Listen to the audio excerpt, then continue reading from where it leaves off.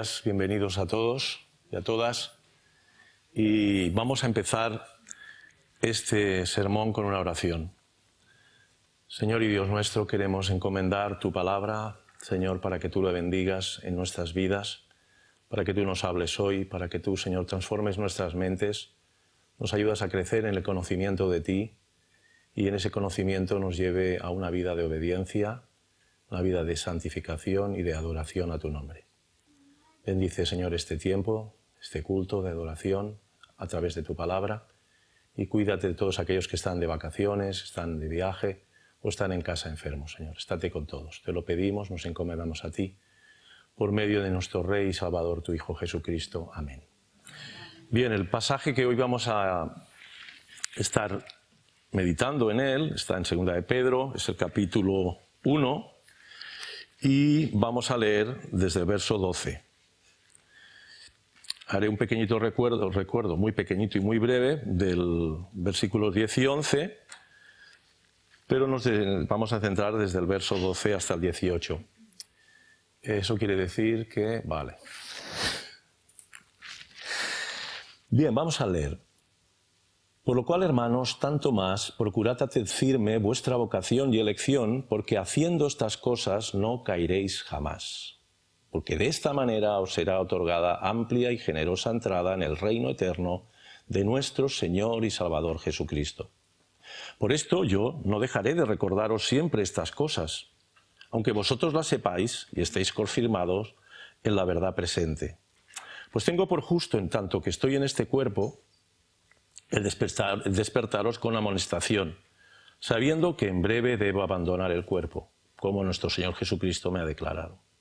También yo procuraré con diligencia que después de mi partida vosotros podáis en todo momento tener memoria de estas cosas.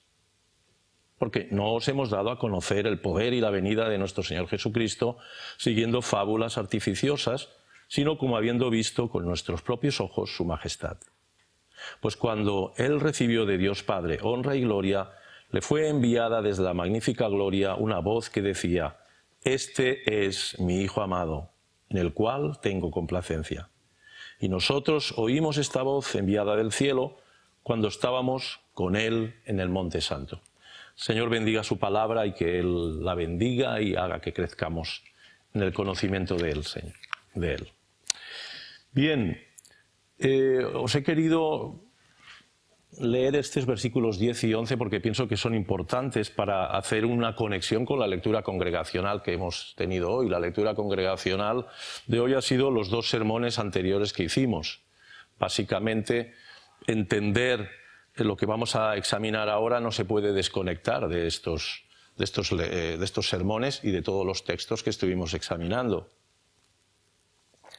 Siempre os he dicho que la palabra de Dios es como, en ese sentido, hay un tándem entre lo imperativo y el indicativo. Lo indicativo son verdades que hemos de conocer y que hemos de asumir y que son nuestras, reveladas por Dios, y eso va a ser el condicionante y el capacitador para que nosotros podamos obedecer aquello que Dios manda. O sea, cuando Dios manda algo, Él capacita por medio de su Espíritu y de su palabra para que nosotros podamos obedecer. Si no, podríamos ser grandes legalistas o grandes humanistas, entre comillas, lo digo, eso de grandes, pero no, nosotros nos afianzamos y nos aferramos a aquellas verdades de la gracia de Dios en las cuales nosotros somos beneficiarios, como aquel mendigo que no merece nada y alguien adinerado le da todo aquello que necesita. Bien, pues esa es la realidad de la raza humana. Nosotros somos así.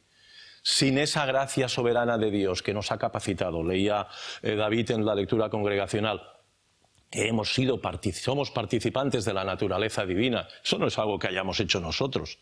Eso es algo que Dios ha hecho en nosotros y hacia nosotros, uniéndonos e injertándonos a su Hijo Jesucristo, a quien hemos de conocer cada día más. Y también examinamos, y en la lectura congregacional también hemos reflexionado y hemos leído, y en su día se habló en el sermón, que a la fe que Dios nos ha dado hemos de añadir, ¿os acordáis? Virtud. A la virtud, conocimiento. Al conocimiento, dominio propio. Al dominio propio, paciencia. A la paciencia, piedad. Y a la piedad, virtud, y a la virtud, amor.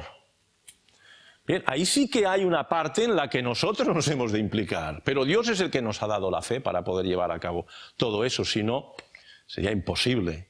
Nada de lo que Dios está demandando en lo que nosotros nos hemos de ejercitar, por decirlo de alguna manera, ¿no? Para que sea algo más visible. Creo que es importante que todas esas verdades que Dios realza en su palabra con imágenes, con metáforas, con cosas que podemos ver, es para que podamos entenderlas mejor. Entonces, ahora cuando vamos a entrar en estos versículos 10, por lo cual, hermanos, tanto más procurad hacer firme vuestra vocación y elección, porque haciendo estas cosas no caeréis jamás. La vocación es el llamamiento de Dios. Dios nos ha llamado, lo examinamos, nos ha llamado con un llamamiento irresistible. Todos los que estamos aquí y todos los hijos de Dios que hay en toda la faz del mundo, que han habido y que habrán, han sido llamados por Dios con un llamamiento irresistible. Irresistible no quiere decir que nos ha obligado y nos ha roto el brazo para que lleguemos a Él, sino que ha sido un llamamiento que nos ha ganado de una manera irresistible. Es como ese amor irresistible que nos lleva a amar a la persona amada. Es que no puedo dejar de amar a alguien, ¿no? ¿Por qué? Porque hay un amor irresistible. Y bien, pues el amor de Dios hacia nosotros es un amor que no podemos resistir. Nos ha vencido, nos ha ganado, nos ha hecho darnos cuenta de cuánto nos ama Él. Y eso es lo que nos ha ganado. Por lo tanto, aquí cuando dice: procurad hacer firme vuestra vocación, vuestro llamamiento y elección. Esa es una gran verdad que algunos desconocen, pero que nosotros, que por la gracia de Dios hemos comprendido que Dios nos ha elegido desde antes de la fundación del mundo, no porque hubiera nada en nosotros que fuera merecedor de ello. Nosotros descansamos plenamente en su llamamiento y elección y en un amor que viene desde la eternidad, que durará por todo el tiempo y el espacio en el que estemos aquí, pero que continuará por toda la eternidad. Y eso nos da descanso, nos da paz, nos da deseos de caminar más y más cerca de Él. Porque haciendo estas cosas no caeréis jamás. ¿Qué quiere decir? ¿Que no vamos a tener tropezones en la vida cristiana? Sí, vamos a tener tropezones. ¿Qué quiere decir? ¿Que no vamos a caer en pecado? Tristemente vamos a caer en pecado, pero no vamos a caer nunca de la mano soberana de Dios que nos tiene cogidos y nadie nos puede arrebatar de su mano, como oraba David en la oración. Nadie nos podrá arrebatar de la mano. Nos tiene cogido Él, el Dios omnipotente, no nosotros que somos como bebés que nos cogemos de la mano de Dios, pero es Dios el que nos sostiene. Verso 11, porque de esta manera os será otorgada amplia y generosa entrada en el reino eterno de nuestro Señor y Salvador Jesucristo. ¡Qué preciosa verdad! Nos será otorgada amplia y generosa entrada en el reino eterno de nuestro Señor y Salvador Jesucristo. Y esa es una realidad. Nosotros vamos a llegar un día en el que, si no viene el Señor antes a buscarnos, y en un abrir y cerrar de ojos, como dice en Tesalonicenses, somos transformados y nos reunimos ya en los cielos con Él, partiremos de este mundo. Partiremos de este mundo.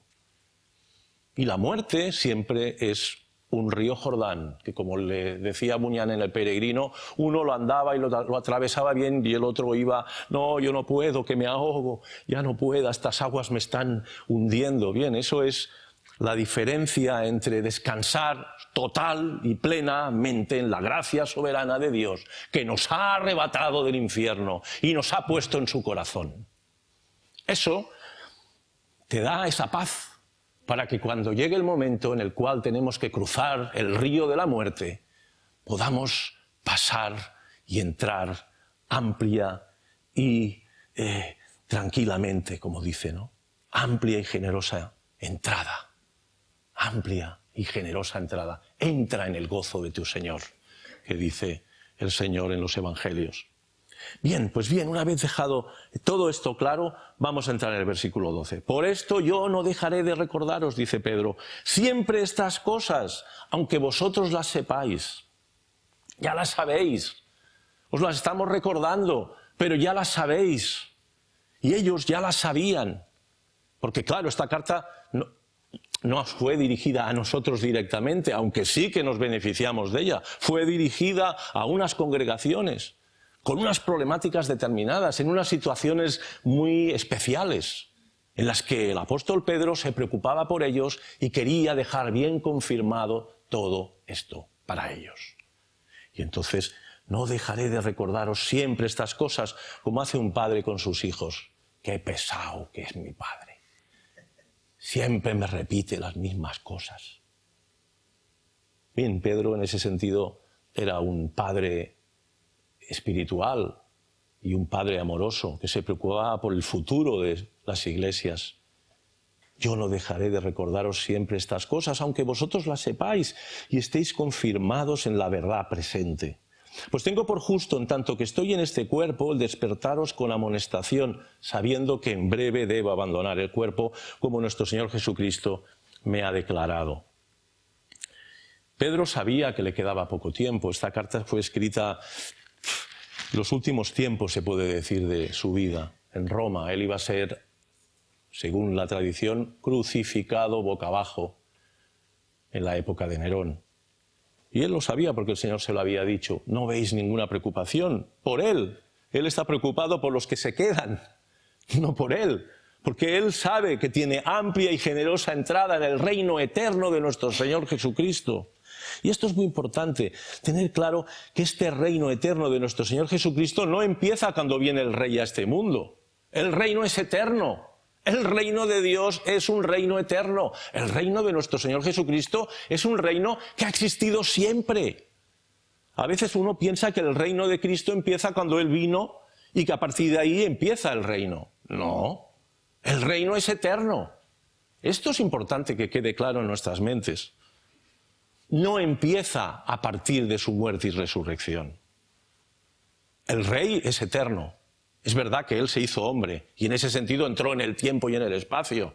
Y es verdad que muchas de las profecías dedicadas al hombre Rey, Mesías, Redentor, están ahí y que tienen un principio. Pero el Rey, nuestro Dios y su reino es eterno. Y la manifestación gloriosa de su venida será la manifestación visible de todo aquello que para los ojos de los hombres pecadores, apartados de Dios en un mundo en rebeldía, está velado. Pero el reino está ahí, no lo dudemos. O sea, pasar de este mundo de muerte y destrucción, de pecado y rebeldía, a la presencia de Dios es sencillamente que la cortina se abre y entramos. Amplia y generosa entrada hay para aquellos que le aman y que han sido amados por Dios desde la eternidad.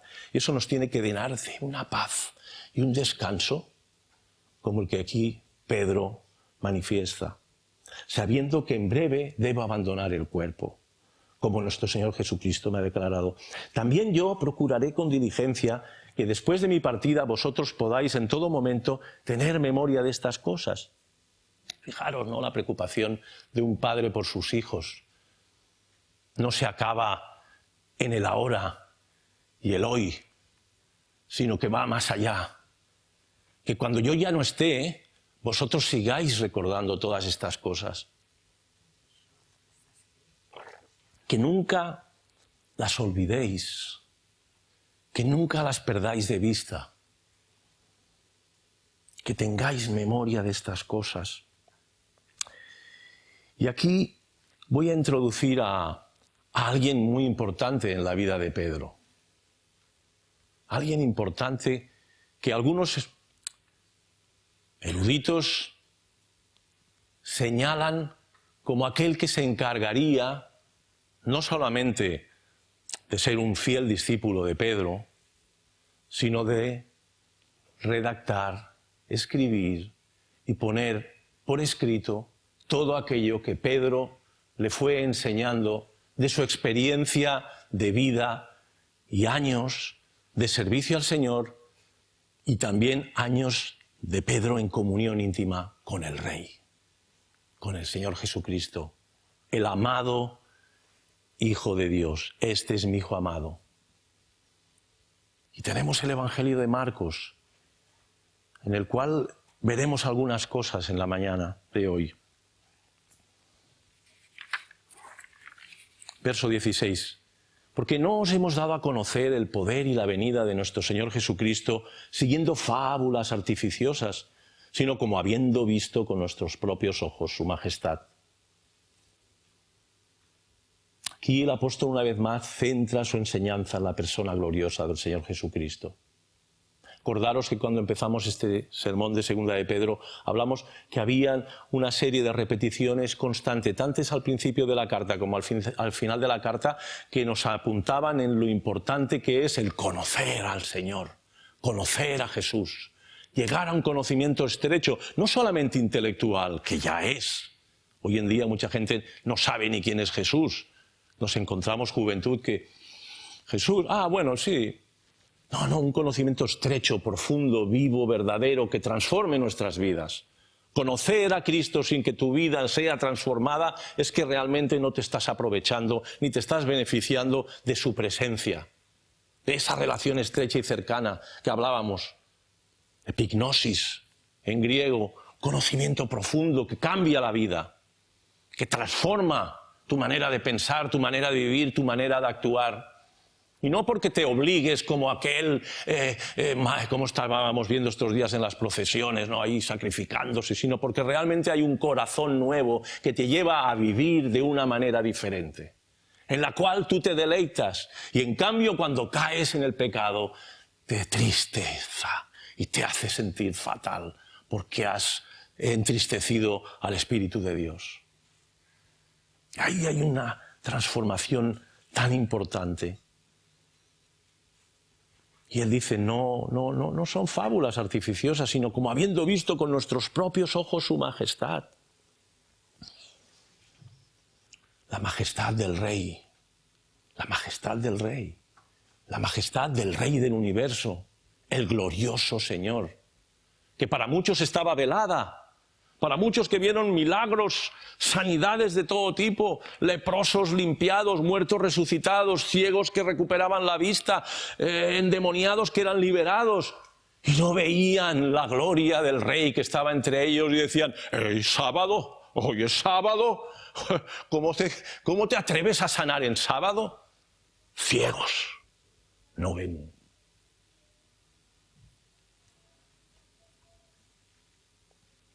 Verso 17. Pues cuando él recibió de Dios Padre honra y gloria, le fue enviada desde la magnífica gloria una voz que decía, este es mi Hijo amado, en el cual tengo complacencia. Y aquí Pedro, Jacobo y Juan fueron testigos visuales de la gloria del Rey. Fueron testigos visuales de la gloria del Rey.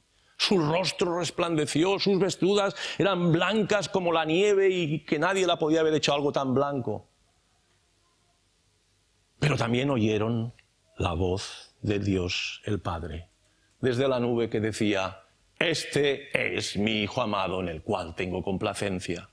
Y aquí Pedro no nos dice todo lo que oyó ese día, pero por eso os hablaba de que hablaremos de aquello que Pedro en su día le contó a Marcos. Y Marcos reflejó en el Evangelio de Marcos. Esta declaración también Dios mismo se la dio al propio Señor Jesucristo el día de su bautismo. En Marcos 1, 10 y 11 nos dice que cuando Jesús vino de Nazaret de Galilea y fue bautizado por Juan en el Jordán, dice que luego, cuando subió del agua, vio abrirse los cielos y el Espíritu como paloma que descendía sobre él. Y vino una voz de los cielos que decía, tú eres mi Hijo amado, en ti tengo complacencia. Una vez más, en el inicio de su ministerio terrenal, se oye esa declaración, declarando que él es el Hijo de Dios, que tiene complacencia en él, que es el amado de Dios.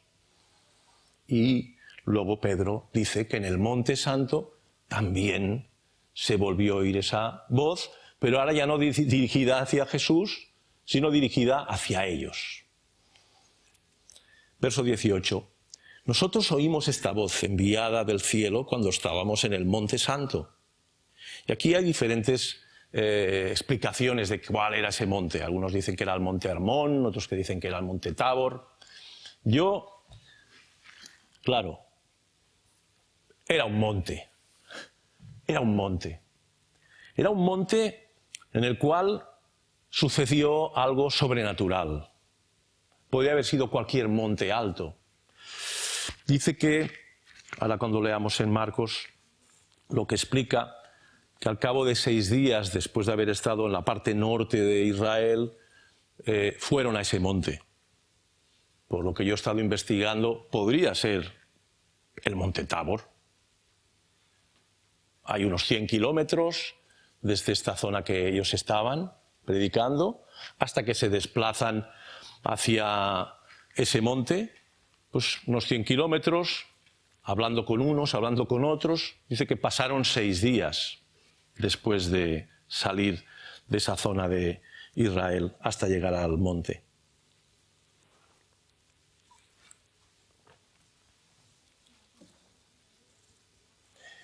Bien, ahora, jóvenes, a vosotros que os gusta mucho el cine, Mateo, a ti que te gustan mucho las películas, vamos a hacer un cambio de escenario.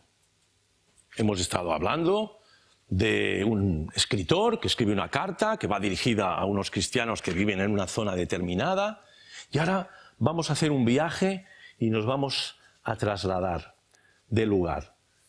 ¿Y a dónde nos vamos a trasladar? Al monte ese que os estaba hablando hace un ratito. Y en ese monte vamos a recibir más información de la que Pedro en la carta relata. Y es bonito y muy interesante todo esto. Dice que escuchó la voz de Dios, el Padre, proclamando la identidad y filiación de Jesús, el Hijo de Dios, el Rey del reino eterno y Salvador de su pueblo. Creo que eso fue algo importante en la vida de Pedro, ¿verdad? Pero antes de llegar al monte, vamos a hacer un pequeño repaso de qué sucedió antes de subir al monte. Y nos dice en el capítulo 8 de Marcos, versos 31 y 33, que comenzó a enseñarles que le era necesario al Hijo del Hombre padecer mucho y ser desechado. Ser desechado por los ancianos, ser desechado por los principales sacerdotes, ser desechado por los escribas y ser muerto y resucitar después de 3 días. Hoy es domingo de resurrección, como decía Javier hace un ratito. Nosotros no hacemos este tipo de liturgias que coinciden con la Semana Santa. Se puede hacer, no hay nada malo en hacerlo, pero normalmente no lo hacemos. Yo normalmente no lo he hecho nunca. Pero curiosa y providencialmente hoy vamos a hablar de la resurrección gloriosa de nuestro Rey y Salvador Jesucristo, si bien no va a ser el tema central, pero sí que está incluido. Comenzó a enseñarles que le era necesario al Hijo del Hombre padecer mucho, ser desechado por los ancianos, ser desechado por los principales sacerdotes, por los escribas, y ser muerto y resucitar después de 3 días. Esto les decía claramente. Pero aquí viene una cosa muy curiosa. Entonces Pedro le tomó aparte y comenzó a reconvenirle. Reconvenirle, es decir, es a reñirle, a darle instrucciones. Pedro empezó a reconvenir a Jesús. Y Marcos relata todo esto. ¿Habéis conocido algún biógrafo de alguien que ponga las cosas desagradables de aquel del que está escribiendo? ¿Habéis conocido muchos de estos? Qué maravilla de hombre. Era casi perfecto, ¿no? Y aquí Marcos, el discípulo que Pedro mismo, en el final de la carta, en la primera carta de Pedro, dice que es su hijo amado, en el verso 13 del capítulo 5, saluda a la iglesia que está en Babilonia, elegida juntamente con vosotros, y Marcos, mi hijo amado. Marcos, mi hijo, os saludan. Y aquí Marcos, su hijo, está diciendo todos los trapos sucios de Pedro. Su maestro en ese sentido, el apóstol. Fijaros, si algo que no fuera inspirado por Dios, algo que realmente no reflejara la realidad de lo que es la verdad de Dios y de la historia de la Iglesia, no fuese algo que está en las manos soberanas de Dios, eso no se hubiese omitido. Comenzó a reconvenirle, pero él volviéndose, el Señor Jesucristo, mirando a los discípulos, reprendió a Pedro diciendo: quítate de delante de mí, Satanás, porque no pones la mira en las cosas de Dios, sino en las de los hombres. Y Mateo nos da un poquito más de información sobre ese texto y sobre esa situación. En el verso 21 a 24 dice que Pedro le dijo, no solo reprenderle o reconvenirle, sino: ten compasión de ti, en ninguna manera te acontezca eso, de que tengas que morir. O sea, imaginaros qué torpeza, se lo acababa de decir, es necesario que el Hijo del Hombre sea rechazado por toda la autoridad, por todos los líderes, por todos los poderes religiosos de la nación. Y él está diciendo, no, es necesario, no es que me lo van a hacer, es que es necesario que sea así. Bien, pues aquí tenemos 4 relatos. Tenemos el relato de Pedro, que ya lo hemos leído en un principio, ahora un poco de la introducción que nos da Marcos, pero luego también veremos los sinópticos, porque cada uno nos dará un poquito más de información de lo que sucedió en ese monte Tabor o en ese monte de la Transfiguración. Examinaremos. Pero también había algo muy importante que quería dejaros bien presente, teniendo en cuenta que estos días, el otro día por curiosidad, porque hacía tiempo que no veía ninguna procesión, vi la procesión del Cristo de la Buena Muerte y del Cristo del Buen Poder. Y los bailes que hacen ahí con toda aquella especie de cabalgata extraña para mí, triste y penosa, para Dios seguro. Y es importante, porque eso, al final, es lo que define y caracteriza a un cristiano verdadero. Porque toda esta gente que hace todo esto, más todos los que lo apoyan y lo dirigen, se denominan cristianos también. Entonces, antes de entrar a examinar el pasaje de Marcos y algunos puntos de Mateo y de Lucas, leeremos a partir del verso 34 del capítulo 8 de Marcos. Dice, llamando a la gente y a sus discípulos les dijo, si alguno quiere venir en pos de mí, niéguese a sí mismo y tome su cruz y sígame. Porque todo el que quiera salvar su vida la perderá, y todo el que pierda su vida por causa de mí y del Evangelio la salvará. Porque ¿qué aprovechará al hombre si ganare todo el mundo y perdiere su alma? ¿O qué recompensa dará el hombre por su alma?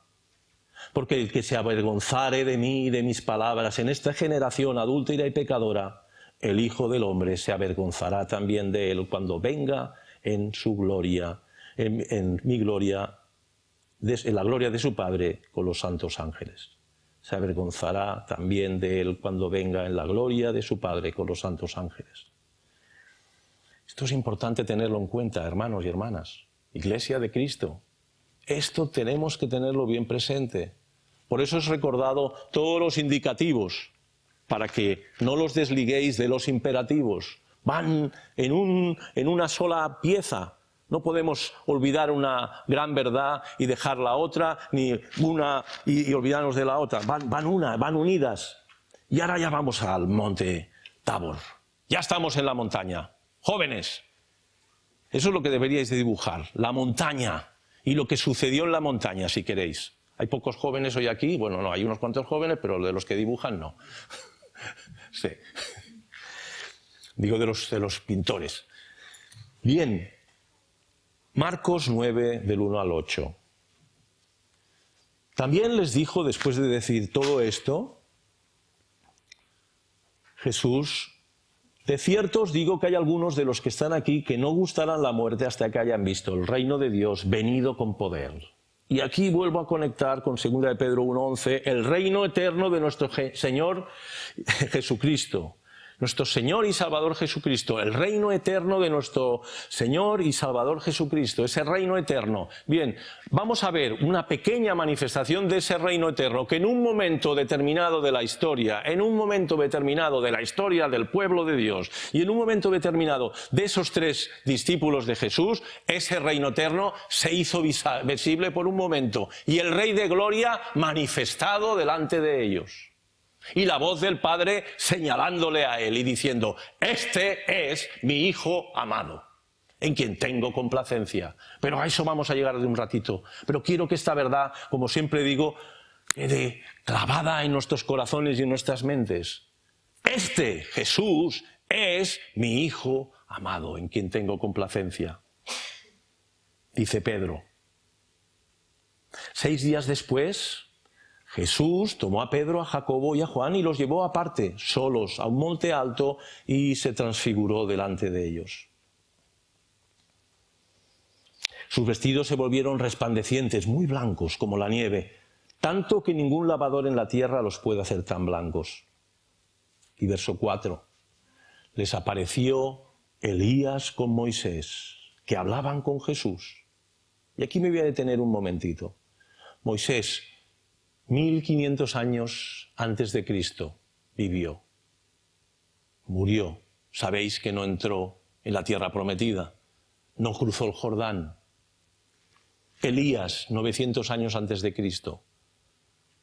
Profeta como ninguno también. Vemos aquí a los representantes de la ley y los profetas. Si bien Moisés era profeta también y encima era sacerdote. O sea, tenía los dos ministerios. Era de la tribu de Aarón y era profeta en el sentido de que Dios le hablaba directamente y Dios le hacía decir lo que tenía que revelar al pueblo. ¿Verdad? Y hablaban con Jesús. No explica más aquí Marcos. ¿De qué hablaban? ¿De qué estaban hablando?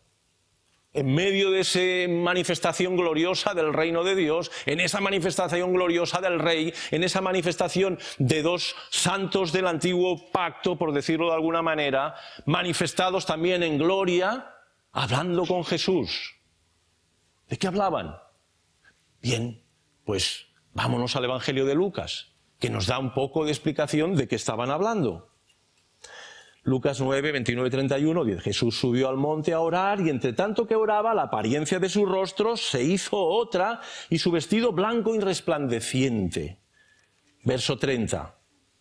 He aquí 2 varones que hablaban con él, los cuales eran Moisés y Elías, quienes aparecieron rodeados de gloria y hablaban. La aclaración de qué? De su partida que iba Jesús a cumplir en Jerusalén. Es decir, no que se iba de excursión, no que se iba a pasear, no que iba a sanar más leprosos, ni dar más vista a los ciegos, ni resucitar muertos, ni pelearse con los sacerdotes, ni anunciar la liberación y el perdón de pecados solo por la fe en él. No, no. Hablaban de su partida que iba Jesús a cumplir en Jerusalén. ¿Y de a qué partida se refería? A la partida de su muerte en la cruz. Ahí, de eso estaban hablando.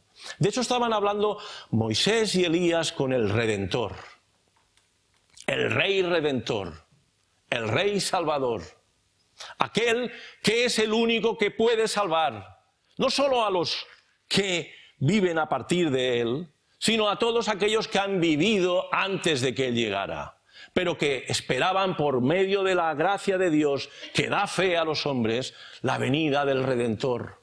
Y Moisés y Elías esperaban la venida del Redentor mientras estuvieron peregrinando por este mundo, mientras estuvieron 40 años con un pueblo rebelde y contradictor, desobediente, falto de fe en el Dios que los había liberado de la esclavitud de Egipto. Y Moisés, aun y que no era perfecto, como ninguno de los hombres que han pisado esta tierra, excepto Jesús, esperaba la venida del Redentor. Y cada vez que él ponía las manos en una víctima para ser sacrificada, estaba recordando que una víctima inocente pagaría por sus pecados. Y que por ese sacrificio la cabeza de la serpiente sería aplastada. Y que por su sangre preciosa y gloriosa los pecados del pueblo serían perdonados, aún y de un pueblo cabezón, duro, rebelde y contradictor.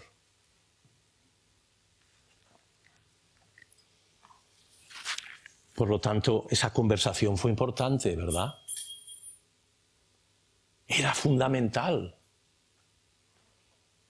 Ellos sabían que si Jesús no hubiese ido a la cruz, no se hubiera salvado nadie, ni desde Adán hasta el final de los tiempos. Se hubiera perdido toda la humanidad, se hubiera perdido toda la creación de Dios, se hubiera ido al traste todo el plan divino de Dios. Por eso hablaban de su partida que Jesús iba a realizar en Jerusalén. Ellos sabían a lo que iba a pasar. Y Pedro, Jacobo y Juan estaban siendo visualmente y audiblemente testigos de que aquel hombre con lo que él convivían cada día, que era el siervo sufriente de Jehová, era el Rey de Gloria. ¿Por qué Dios los llevó hacia ese templo, ese monte? Porque ellos iban a ser testigos de todo esto. Y en esa carta que estamos examinando, segunda de Pedro, ya hace un énfasis. Pero Marcos se encargaría de recordar todas estas cosas en el Evangelio de Marcos, para que hoy, en nuestros días, nosotros podamos tener más información. Marcos fue el primer evangelio. Primer evangelio. Pero fijaros otra vez, Pedro. Entonces Pedro dijo a Jesús: Maestro, bueno es para nosotros quedarnos aquí o que estemos aquí. Pedro, ¿que no has entendido aún, tocho, pedrusco? ¿No has entendido aún que yo he de ir ahí abajo y he de ir a morir? ¿Que no lo has entendido? No sale aquí reflejado, pero era para decírselo. Porque ya se lo había dicho 2 veces. Fíjate que le dijo: apártate, calla ya, Satanás, porque no pone la mente en las cosas de Dios, sino en las de los hombres. Y ahora otra vez. Uy, qué bien, aquí, nos quedamos aquí en el monte. Los de abajo ya se apañarán. Ya se apañarán. Tú no mueras, Señor. Aquí estamos bien, en la gloria. Esto es lo que llamaríamos el Evangelio de la gloria. El Evangelio de la cruz es otra cosa. El Evangelio de la cruz es morir. El Evangelio de la cruz es negarse. El Evangelio de la cruz es decir: voy aunque no quiera. El Evangelio de la cruz es decir: posiblemente puedo tener razón, pero yo te la voy a dar. El Evangelio de la cruz pasa por decir: fuera mi yo y lo que el Señor quiera, lo que estábamos hablando hoy en la escuela bíblica, de la sabiduría que Dios nos da para tomar decisiones acertadas en la vida. ¿Cuántas veces no hacemos todo lo contrario? En vez de morir a nuestro yo, hacemos que nuestro yo prevalezca por encima de todo aquello que a lo mejor estamos viendo que la palabra de Dios nos está enseñando. Bien, pues aquí el Señor es contundente y creo que fue claro y contundente lo que desde la voz de la nube salió. Hagamos desenramadas, una para ti, otra para Moisés y otra para Elías. Nos quedamos aquí y a vivir felices en la gloria. No sabía lo que hablaba, pues estaban espantados, pero estaban espantados. Verso 7. Entonces vino una nube que les hizo sombra y desde la nube una voz que decía: este es mi Hijo amado, a él oíd. Ya no es solamente este es mi Hijo amado en quien tengo complacencia, sino que aquí tanto Marcos como Mateo como Lucas hacen énfasis en este a él oíd. A él oíd. A él oíd. Ya no es que Moisés y Elías no tengan una validez, sí que la tienen, y esto lo veríamos en los versículos que vienen a partir del verso 18. Los profetas, que dice: tenemos también la palabra profética más segura, a la cual hacéis bien en estar atentos como a una antorcha que alumbra en lugar oscuro hasta que el día esclarezca y el lucero de la mañana salga en vuestros corazones. Por lo tanto, Moisés y Elías, 2 profetas, nos están hablando, y en muchos de sus pasajes nos están hablando del Mesías que ha de venir, del Redentor que ha de venir. Y hay que estar atentos también a todo lo que los profetas han dicho.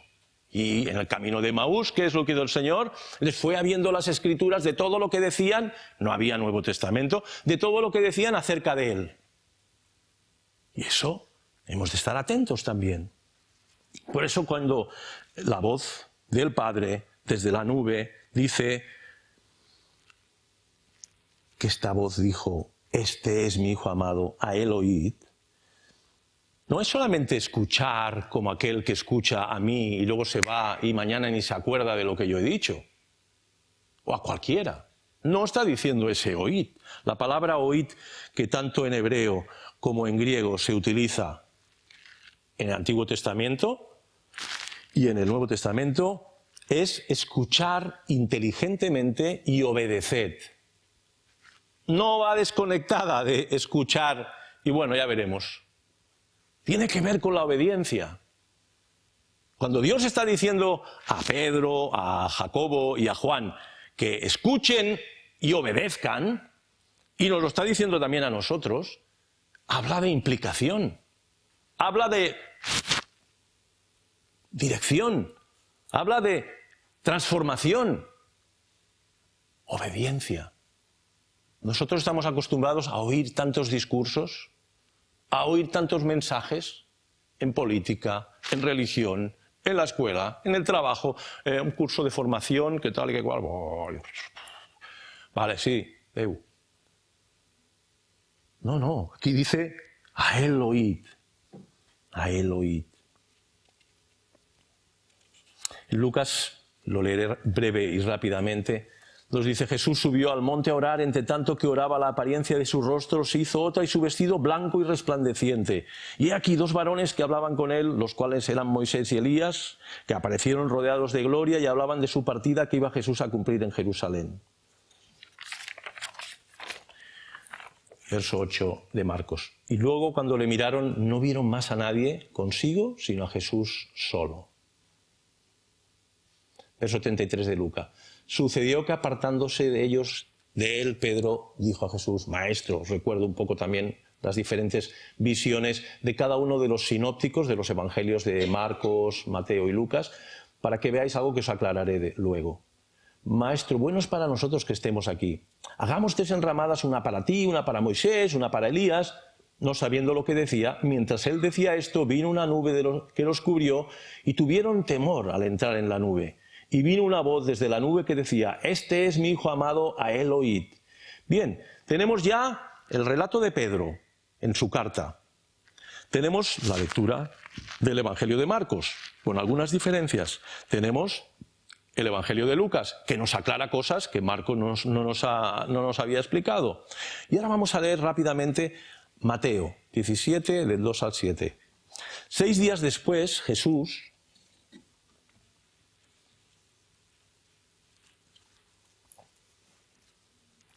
tomó a Pedro, a Jacobo y a Juan, su hermano, y los llevó aparte a un monte alto. Y se transfiguró delante de ellos, y resplandeció su rostro como el sol, y sus vestidos se hicieron blancos como la luz.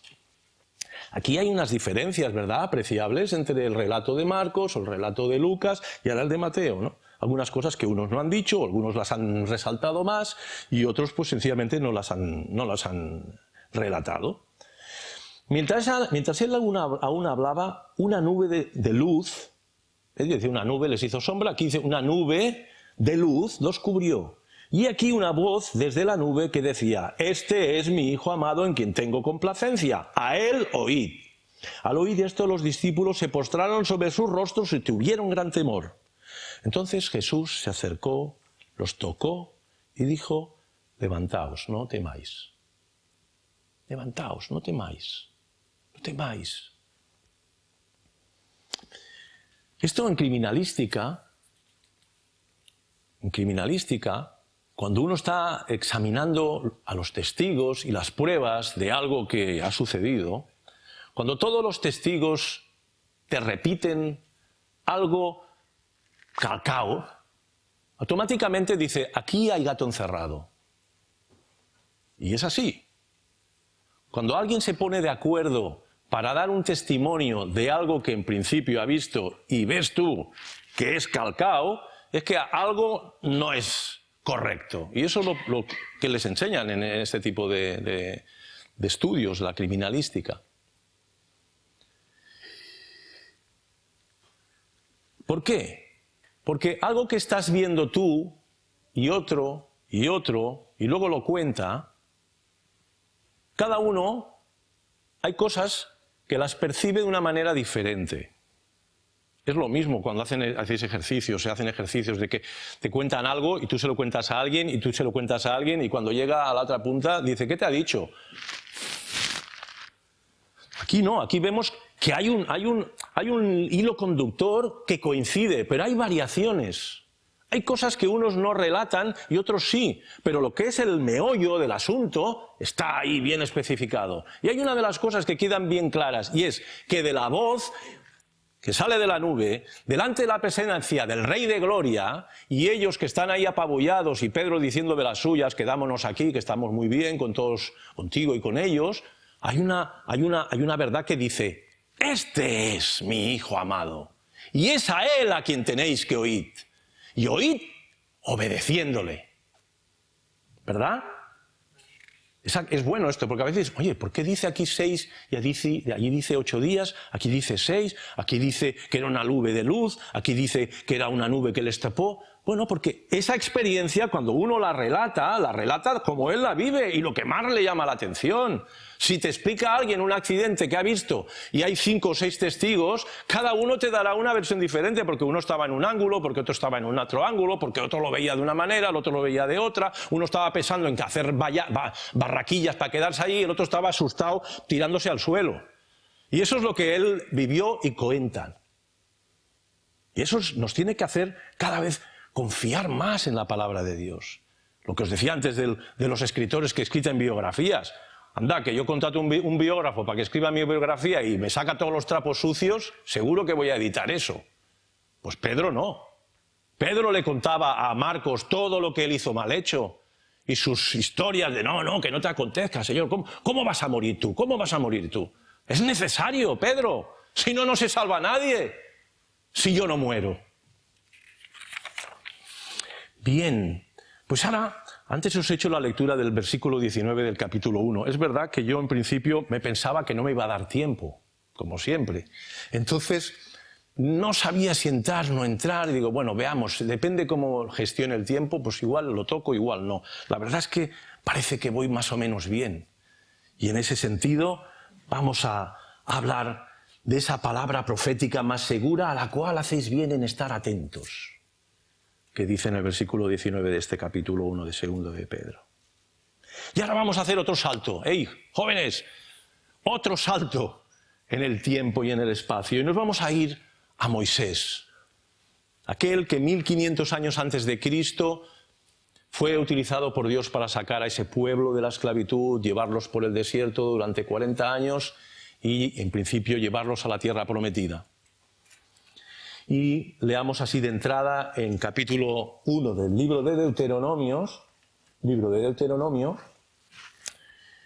capítulo 1, verso 1.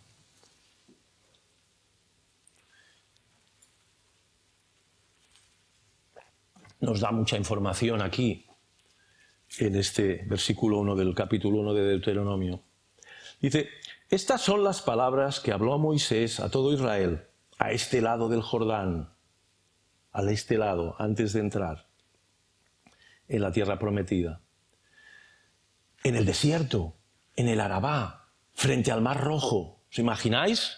El desierto, detrás, el Mar Rojo delante, Moisés hablando al pueblo, frente al Mar Rojo, entre Parán, Tofel, Labán, Acerot, Dizahab.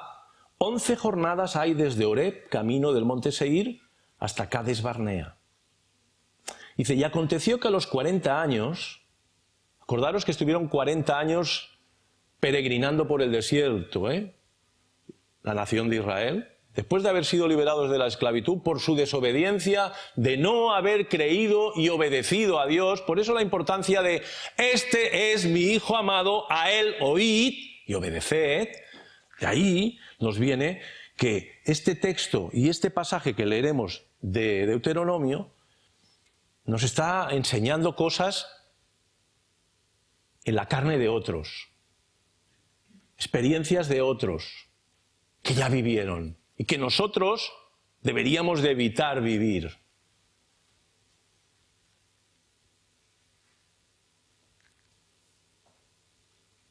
Aconteció que a los 40 años de desierto, en el mes 11, el primero del mes, casi a punto de acabar la sentencia de Dios, que 40 años de peregrinación por el desierto, Moisés habló a los hijos de Israel conforme a todas las cosas que Jehová le había mandado acerca de ellos. Y si leéis todo el libro de Deuteronomios, ahí les hace un repaso de todo lo que vivieron, de las desobediencias, de que toda una generación murió en el desierto, que aquellos que ellos decían, no, que si entramos en la tierra prometida, nuestros hijos e hijas y nuestras mujeres serán esclavizados y serán muertos. Bien, pues estos, menos Josué y Caleb, que sí que entraron en la tierra prometida, todos los demás se quedaron ahí en el desierto. Y los niños y las mujeres entraron en la tierra prometida. Entonces, y ahora ya adelantamos explicación histórica de lo que ha sido la historia de la nación desde que es liberada del faraón y ese periplo por el desierto y todas las experiencias que tuvieron. Nos llegamos al versículo 15 del capítulo 18, en el que la palabra oíd y obedeced vuelve a ser fundamental. Deuteronomio 18, versos 15 al 19. Moisés, profeta del Señor, le dijo de parte de Jehová al pueblo: profeta de en medio de ti y de tus hermanos, como yo, te levantará Jehová tu Dios. A él oiréis. Y aquí vuelve a estar la misma palabra, ahora aquí en hebreo, pero el significado es el mismo. Oíd y obedeced, porque Dios es digno de confianza. Cuando nosotros desobedecemos y no creemos a Dios, es que pensamos que Dios nos puede engañar. Es que pensamos que Dios tiene pensado o tiene algo oculto que nosotros no podemos saber o que nosotros podemos desobedecer. Y estamos anunciando, no con estas palabras, que Dios miente. Acordaros de que en el Edén ese era el mensaje de la serpiente. Con que Dios os ha dicho que no comáis del árbol, no moriréis. Y ellos creyeron la mentira de la serpiente, del diablo, y en ese sentido, cuando nosotros desobedecemos los mandatos claros y definidos de Dios, pensando que nuestra propia sabiduría, nuestros propios razonamientos, nuestras propias experiencias de inmadurez de la vida nos pueden llevar a que algo sea mejor que lo que Dios ha dicho, estamos desobedeciendo. Y eso siempre trae consecuencias. Es verdad que Dios es misericordioso y Dios restaura y Dios perdona, pero la realidad es que tiene consecuencias. Y todos tenemos experiencias de consecuencias que a lo mejor arrastramos a lo largo de todo nuestro peregrinaje en esta tierra. Y por eso os juntaba las experiencias de un pueblo desobediente que no quiso entrar en la tierra prometida cuando Dios le dijo, y tuvieron que estar 40 años comiendo maná y comiendo arena. Y eso nos puede pasar a nosotros también. Podemos vivir una vida larga y seca por desobedecer a Dios en épocas determinadas de nuestra vida. No quiere decir que Dios no nos perdone y nos restaure. Claro que lo hace, porque es un Dios de misericordia, como tuvo con su pueblo Israel. Pero ¿por qué tenemos que comer desierto? ¿Por qué tenemos que comer arena? Cuando podemos deleitarnos en la relación esa estrecha y profunda de Dios, que es maná espiritual para nuestras almas, que es agua fresca que sacia nuestra sed. ¿Por qué? ¿Por qué? Profeta os levantará Jehová tu Dios. A él oiréis, conforme a todo lo que le pediste a Jehová tu Dios en Horeb. En Horeb es donde Dios dio las tablas de la ley a Moisés, el día de la asamblea, diciendo: no vuelva yo a oír la voz de Jehová mi Dios, ni vea yo más este gran fuego para que no muera. Tenían temor de Dios, pero les duró poco. Tenían temor de Dios, pero les duró poco. Tuvieron más temor de los hombres que de Dios. Olvidaron pronto el poder y la grandeza de su Dios, que los había liberado de la nación más poderosa militarmente de toda la zona en la que más o menos se conocían la grandeza de Egipto. Y Dios nos liberó no tenían ni arcos, ni flechas, ni caballos, ni nada. Debían ir con los burritos, los mulos, los bueyes, tirando de los carros, y niños, mujeres, ancianos. Y Dios los liberó. Dios separó el mar y los hizo pasar en medio, en seco. Y a los ejércitos del faraón los arrasó en medio del mar. Y ellos se olvidaron de todo eso. Y eso nos puede pasar a nosotros a lo largo de nuestra vida, porque no tenemos en cuenta a quién estamos siguiendo, a quién estamos sirviendo, quién es el que nos ha comprado con su sangre, quién es el que ha perdonado nuestros pecados, quién es el que nos dice, sigue en pos de mí, toma tu cruz y sígueme, porque el que pierda su vida por causa de mí, la salvará. Y el que la guarde, la perderá. Y a veces queremos guardar nuestra vida de pecado, a veces queremos guardar nuestras opiniones, a veces queremos guardar nuestra manera de vivir de espaldas a Dios. Y eso tiene una reflexión importante, porque el Señor Jesucristo ha dicho que el que la guarde, la perderá. Y tomar la cruz quiere decir morir, morir al yo, morir al egoísmo, morir a nuestros deseos y proyectos que tienen a Dios fuera de sus vidas o de nuestras vidas. Jehová me dijo, han hablado bien en lo que han dicho. Profeta les levantaré de en medio de sus hermanos, como tú, y pondré mis palabras en su boca, y él les hablará todo lo que yo le mandare. ¿Y a quién estaba anunciando aquí Moisés? A Jesús. Moisés estaba anunciando a Jesús 1500 años antes. Profeta les levantaré y él les anunciará todo lo que yo le mandare.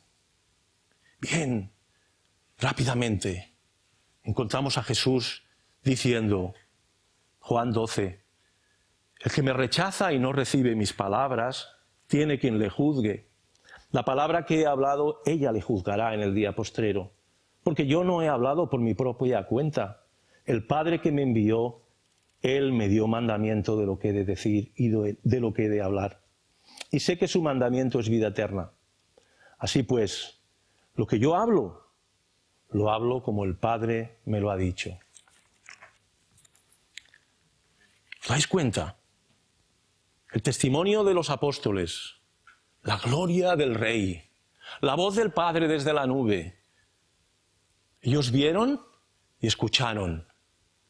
Este es mi Hijo amado, a Él oíd, a Él obedeced. Y aquí Moisés dice, verso 19 de Deuteronomio 18, mas a cualquiera que no oyere mis palabras, que Él hablare en mi nombre, yo le pediré cuenta. Y aquí, este pedir cuenta parece como muy suave, ¿no? Yo le pediré cuenta, ¿no? Yo le pediré cuenta, ¿no? Es como, ¿tienes una deuda conmigo? Ven, que vamos a hablar de lo que me debes. O vamos a hablar de esto. Es suavecito, ¿no? Bien, pues Pedro, haciendo énfasis en el templo,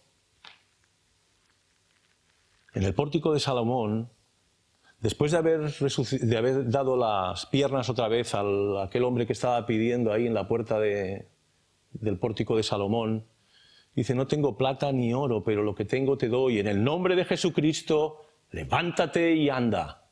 Y aquel hombre ¡buah!, empezó a saltar allí como un ciervo, como una gacela, glorificando a Dios y exaltando al Señor. Y todo el mundo se quedó maravillado mirándoles a ellos, y ellos le dicen, no nos miréis a nosotros, es en el nombre de Jesús que esto ha sido hecho. El Dios de nuestros padres. Bien, esto no lo voy a leer porque me comería mucho tiempo. Si tenéis deseos, leer el capítulo 3 de Hechos de los Apóstoles, precioso, precioso.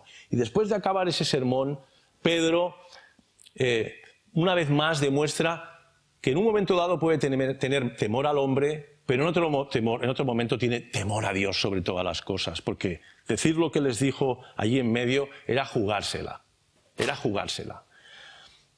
Dice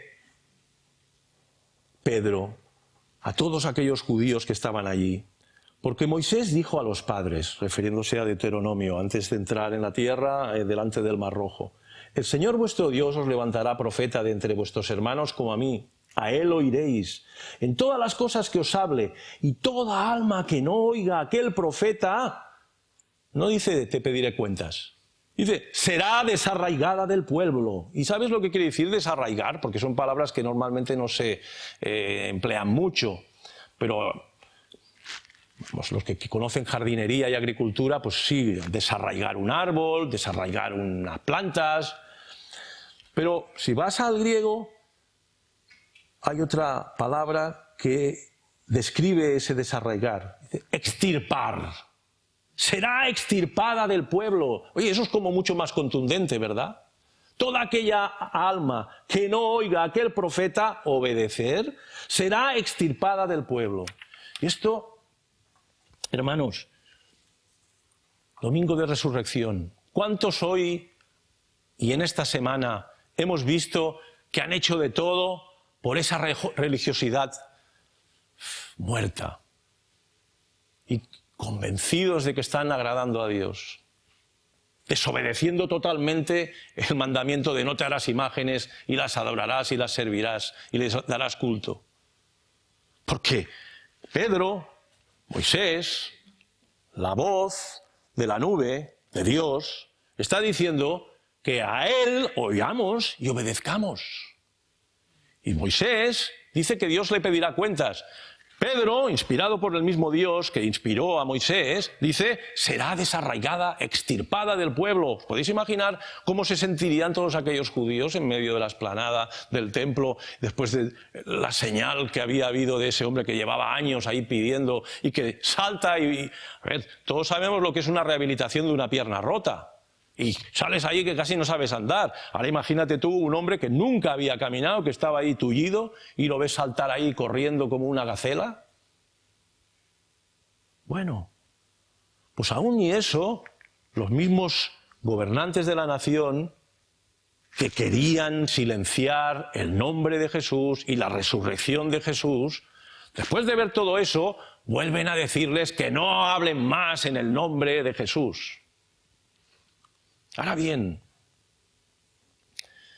después de este viaje en el tiempo en que hemos estado, Pedro escribiendo la carta antes de fallecer a las iglesias que recibieron la carta y a nosotros en nuestros días de hoy, después de haber ido a los días de Moisés, aún acabando los 40 años de peregrinación por el desierto y anunciando que habría un profeta al cual deberían de obedecer y que Dios demandaría cuentas a aquel que no le obedeciera. Teniendo en cuenta que Moisés, como profeta, le habían desobedecido una y otra vez. La paciencia que tenía Moisés era un fiel exponente de la paciencia del profeta por excelencia.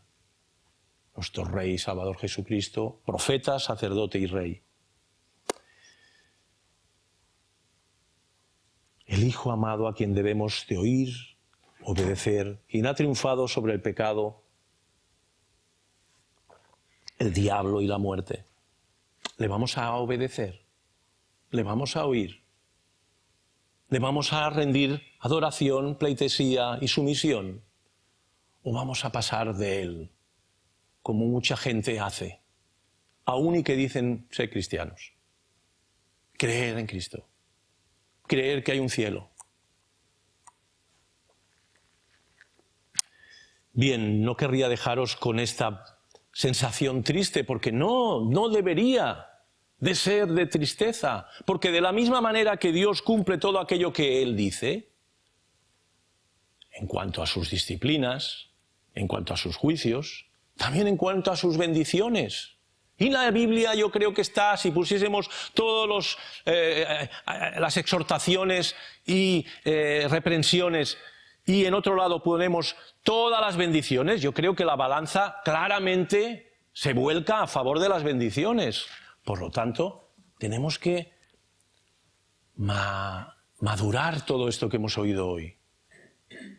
Madurar y saborear y rumiar.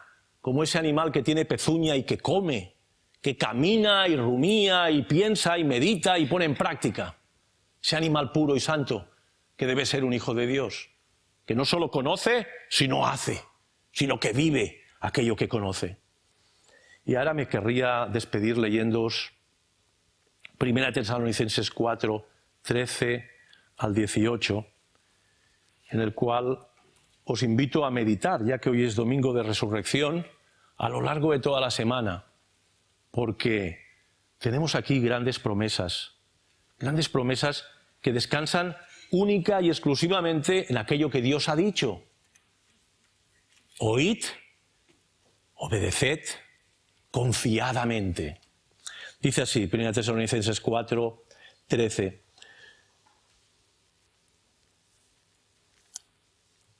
Tampoco queremos, hermanos, que ignoréis acerca de los que duermen, para que no os entristezcáis como los otros que no tienen esperanza. Porque si creemos que Jesús murió y resucitó, así también traerá a Dios con Jesús a los que durmieron en él. Por lo cual os decimos esto en palabra del Señor, que nosotros que vivimos, que habremos quedado hasta la venida del Señor, no precederemos a los que durmieron. Porque el Señor mismo, con voz de mando, con voz de arcángel y con trompeta de Dios, descenderá del cielo, y los muertos en Cristo resucitarán primero. Luego nosotros, los que vivimos, los que hayamos quedado, seremos arrebatados juntamente con ellos en las nubes para recibir al Señor en el aire, y así estaremos siempre con el Señor. Hermanos, ¿amén? Amén. ¿Obedeceremos? Amén. Vamos a orar. Señor y Dios nuestro, no podemos menos que ser agradecidos, profundamente agradecidos, de tu amor, de tu misericordia, de tu paciencia, que siempre nos llama a venir a ti, que siempre nos llama a refugiarnos en ti, a descansar en ti, pero que también nos llamas a obedecerte, sabiendo que la obediencia es no un mérito, sino una bendición tuya. Transfórmanos más y más, oh Rey. Modélanos, Señor, conforme al carácter de Cristo, el Hijo obediente, a quien queremos parecernos más. Danos mansedumbre, humildad, danos, Señor, sabiduría, esa sabiduría que emana de tu santa palabra y que transforma nuestras mentes y corazones y que nos guía en este mundo de miseria y de pobreza, de pecado y de muerte. Señor, lávanos más y más. Por tu Espíritu Santo transforma nuestras mentes y modélanos conforme a tu palabra gloriosa, oh Rey.